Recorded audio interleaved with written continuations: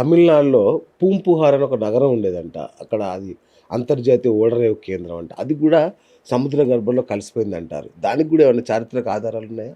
ఉన్నాయి. ఓకే. ఇది తమిళనాడులో కావేరీ నది బంగాళాఖాతంలో చేరే ప్రదేశంలో ఈ నగరం, ఈ నౌకా కేంద్రం, అంతర్జాతీయ నౌకా కేంద్రం ఇది యాక్చువల్గా. అవును.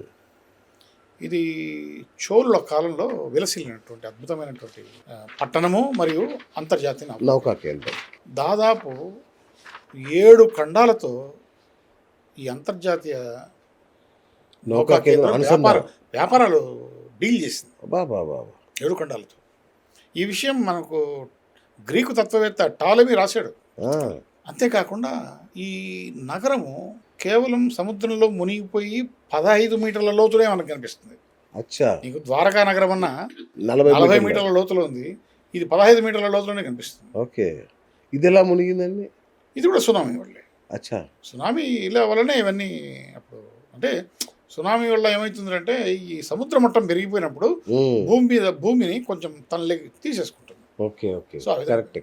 ఇప్పుడు మనం చూస్తున్నాం కదా, లంక గ్రామాలన్నీ మెల్లిమెల్లిగా సముద్రంలో కలిసిపోతున్నాయి కదా, అట్లా. ఓకే. అయితే గేర్ అనేటువంటి ఒక పురాతత్వ శాస్త్రజ్ఞుడు దీన్ని పరిశోధన చేశాడు. ఓకే. పరిశోధన చేసి ఆయన అటు ఆర్కియాలజీ అండ్ మ్యూజియంస్, ఇటు ఓషనోగ్రఫీ వాళ్ళు, ఇన్స్టిట్యూట్ ఆఫ్ ఓషనోగ్రఫీ వాళ్ళు, వీళ్ళంతా సంయుక్తంగా పరిశోధన చేసి ఈ యొక్క నౌకా కేంద్రాన్ని కనుక్కున్నారు. మొదట వీళ్ళకి ఏం లభించినాయంటే ఇటుకలు, కొన్ని నాణ్యాలు, విరిగిపోయిన పడవ, లంగర్లు ఇలాంటివి దొరికాయి. ఓకే. ఇంకా కొంచెం విస్తృతంగా లోపలికి పోయి కొంత లేటెస్ట్ టెక్నాలజీని యూజ్ చేసి వీళ్ళు పరిశోధన చేయడం జరిగింది. ఓకే. ఆ పరిశోధనలో ఆఫ్ షోర్ చేశారు, పరిశోధనలో ఆన్ షోర్ కూడా చేశారు. ఆఫ్ షోర్ చేశారు, ఆన్ షోర్ చేశారు. అయితే ఈ లోపల ఏం జరిగిందంటే కింద సముద్రంలో లోడింగ్ అన్లోడింగ్ చేసేటువంటి ప్లాట్ఫామ్స్ కనిపించాయి. అప్పట్లోనే కొన్ని వాళ్ళు కాలువలు, అంటే అన్లోడింగ్ చేసిన తర్వాత కొన్ని వస్తువులు ఇక్కడి నుంచి అక్కడి నుంచి తీసుకోవడానికి కొన్ని కాలువలు తవ్వారు. ఓకే. చిన్న చిన్న పడవలు పోవడానికి.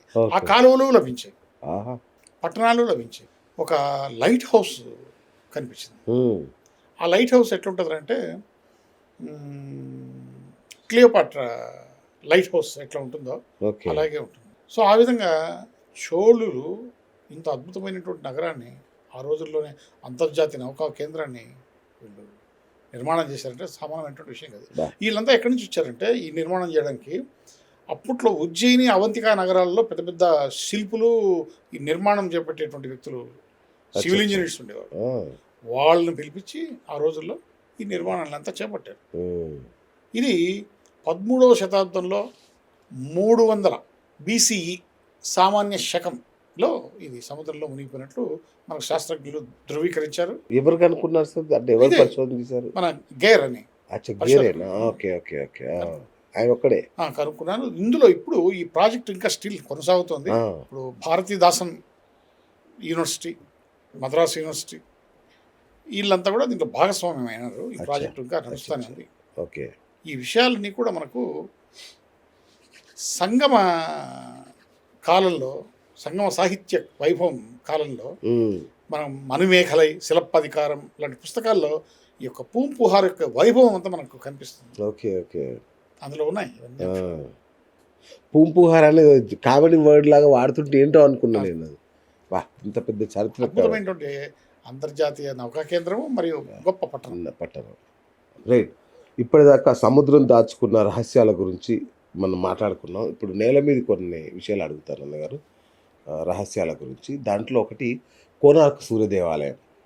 దాదాపు 122 సంవత్సరాల క్రితం ఆలయాన్ని మూసేశారని, అది ఇప్పుడు తెరవబోతున్నారు అని చెప్తున్నారు. ఏంటి అసలు ఆలయ విశిష్టత ఏంటి? ఆ గర్భగుడిలో ఉన్న రహస్యాలు ఏంటి? అసలు ఈ ఆలయము గంగవంశీయులైనటువంటి నరసింహదేవుడు నిర్మాణం చేశాడు. ఓకే. ఈ ఆలయ నిర్మాణం దాదాపు కంప్లీట్ కావడానికి 12 సంవత్సరాలు పట్టింది. ఇందులో 1200 మంది శిల్పులు పాల్గొన్నారు. ఓకే. అంత చేసిన వీళ్ళు ఆ యొక్క గర్భగుడి గోపురం పైన కలశ స్థాపన చేయలేకపోయారు. అప్పుడు రాజు చాలా తీవ్రమైన స్వరంతో అందరినీ మందలించాడు. రేపటి లోపలికి నేను చేయకపోతే మేము అందరినీ శిక్షిస్తాను అని. అప్పుడు అందరూ భయపడిపోయి కొంచెం దిగాలు పడిపోయారు. ఏంద్రా ఇట్లా. ఈ యొక్క ఆలయం ప్రధాన శిల్పి వచ్చేసి విషు మహారాజ్. ఓకే. ఆయన కుమారుడు కుమార శిల్పి. ఈ కుమార శిల్పి చిన్నపిల్లవాడు అయినా కూడా తన శక్తియుక్తులు ఉపయోగించి అయ్యో మా నాన్నకు చెడ్డ పేరు వస్తుంది అని చెప్పేసి ఆయన శక్తియుక్తులతో ఆ యొక్క విమాన గోపురంపై కలశ స్థాపన చేశాడు. అయితే అసూయతో ఈ 1200 మంది శిల్పులు మాకు రాని పేరు వీడికి వస్తుంది, రేపటి నుంచి వీడు హీరో అయిపోతాడు, మనం జీరో అయిపోతాం అని చెప్పి వాడిని కాళీమాతకు బలి ఇచ్చి సముద్రంలో వాడి శవాన్ని విసిరేస్తాడు. అది ఆ యొక్క ఆలయం చంద్రభాగా నది ఒడ్డున ఉంటుంది. ఓకే. బంగాళాఖాతం. ఈ విషయం తెలుసుకున్నటువంటి తండ్రి విషు మహారాజు చాలా బాధపడిపోయి ఉన్న ఒక్కగానో కూడా చనిపోయాడే అని చెప్పేసి తను కూడా వెళ్ళి సముద్రంలో మునిగి ఆత్మహత్య చేసుకుంటాడు. దాని తర్వాత ఈ యొక్క ఆలయం ప్రతిష్ట ఇవన్నీ కూడా జరుగుతాయి. ఓకే. ఈ ఆలయం లోపల ఉన్నటువంటి విగ్రహాన్ని అష్టధాతువులతో తయారు చేశారు. ఓకే. 7 గుర్రాలు శిల్పులు చెక్కి నిర్మాణం చేశారు. 24 చక్రాలు పెట్టారు. 24 చక్రాలు అంటే మీకు తెలుసు 24 గంటల ప్రతీక. 7 అశ్వాలు 7 రోజుల ప్రతీక. ఓకే. ఇకపోతే ఈ గోపురం పైన 52 టన్నుల అయస్కాంతాన్ని అమర్చారు.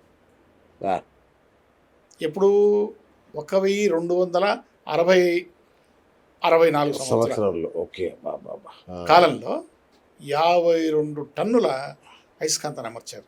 అమర్చడమే కాకుండా ఆలయం గర్భగుడిలో కూడా అన్ని మూలల అయస్కాంతాన్ని అమర్చారు. దానివల్ల అక్కడ ప్రతిష్ఠించినటువంటి సూర్యుని యొక్క విగ్రహం గాలిలో తేలి నిలబడి ఉంటుంది. ఓకే. సో ఆ విధంగా నిత్యం పూజలు గీజలు జరుగుతూ ఉన్నాయి. అయితే ఈ పోర్చుగీస్ వాళ్ళు ఈ వర్తక వాణిజ్యం కోసం ఈ చంద్రభాగా నది తీరానికి వాళ్ళ పడవలు వేసుకొని వచ్చేవాళ్ళు. కానీ వాళ్ళకు నావిగేషన్ అక్కడికి వచ్చిన తర్వాత పనిచేసేది కాదు. ఈ పడవలపై ఢీకొని ఒకదాని కూడా ఢీకొని కొట్టుకొని ఇదైపోయింది. ఇదేంటి ఇట్లా జరుగుతుంది, ఎక్కడ జరగదు మనకు అని చెప్పేసి పరిశోధన చేస్తే విషయం తెలిసింది. ఓహో ఈ యొక్క అయస్కాంతమే కారణము అని చెప్పేసి వీళ్ళు రహస్యంగా 52 టన్నుల అయస్కాంతాన్ని తొలగించేశారు. ఎప్పుడైతే 52 టన్నుల అయస్కాంతాన్ని తొలగించారో ఆలయంలో కొన్ని శిల్పాలు పడిపోయాయి, గోడలు నెరలు చిల్లిపోయాయి. అప్పుడు ఈ బ్రిటిష్ గవర్నర్ జనరల్ ఉన్నాయి, ఇది కలకత్తా, అతని పేరు జాన్ వుడ్బర్గ్. ఓకే. అతను ఏం చేశాడంటే ఇది వారసత్వంగా ఉంది, అద్భుతమైనటువంటి ఆలయం, ఇట్లా వదిలేస్తే శిథిలం అయిపోతుంది, ఇంకా శిథిలం కాకుండా దీన్ని మనం పనిచేయాలి అని చెప్పేసి ఆ యొక్క ఆలయం ద్వారాలు ఇటుకలతో పేర్చి క్లోజ్ చేశారు.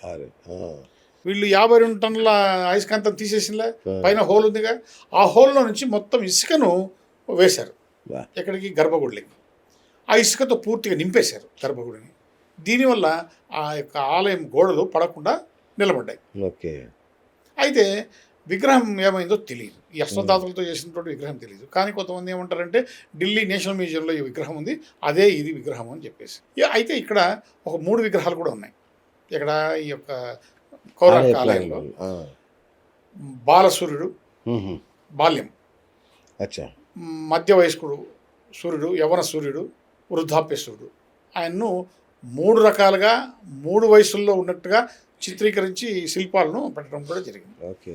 అంతేకాకుండా సూర్యుడి మొదటి కిరణము ఆ యొక్క గర్భగుడిలో పడే విధంగా వాళ్ళు నిర్మాణం చేశారు, అంత అద్భుతం నిర్మాణం చేశారు. అయితే ఇటీవల ఏం చేశారంటే ఈ మద్రాస్ ఐఐటి వాళ్ళు, తర్వాత ఈ తమిళనాడు యూనివర్సిటీస్ కొన్ని భాగస్వామ్యంతో పరిశోధన ప్రారంభించి ఎట్లా తిరిగి మళ్ళీ దీని వైభవాన్ని దీని యొక్క వయసును, ఈ ఆలయం యొక్క వయసును 1000 సంవత్సరాలకు పెంచే విధంగా మనం దీన్ని భావితరాలకు అందజేయాలా. యునెస్కో వాళ్ళు కూడా దాన్ని గుర్తించారు వారసత్వ సంపదగా. కాబట్టి మనం ఏదో చేయాలని కేంద్ర ప్రభుత్వంతో వీళ్ళు మాట్లాడుకొని అనుమతులు తీసుకొని ఇప్పుడు లేటెస్ట్ టెక్నాలజీతో ఇప్పుడు వాళ్ళు ఈ యొక్క దీన్ని ఏం చేస్తున్నారంటే ఈ జీరో వైబ్రేషన్ డ్రిల్లింగ్ చేస్తూ స్పీసియస్ స్పెన్సర్లను అమర్చి మెల్లిగా ఆ యొక్క ఇసుకను తోడుతూ ఈ గోడలు పడిపోకుండా ఉండే విధంగా చేస్తూ వ్యవహారం చేస్తున్నారు. ఈ 3 నెలల్లో అది కంప్లీట్ అయిపోతుంది. కంప్లీట్ అయిపోతే మన విజిటర్స్ ఈ యాత్రికులు రాణిస్తారా వీళ్ళందరూ కూడా గర్భగుడిలోకి వెళ్ళి చూడడానికి అనువుగా ఉంటుంది.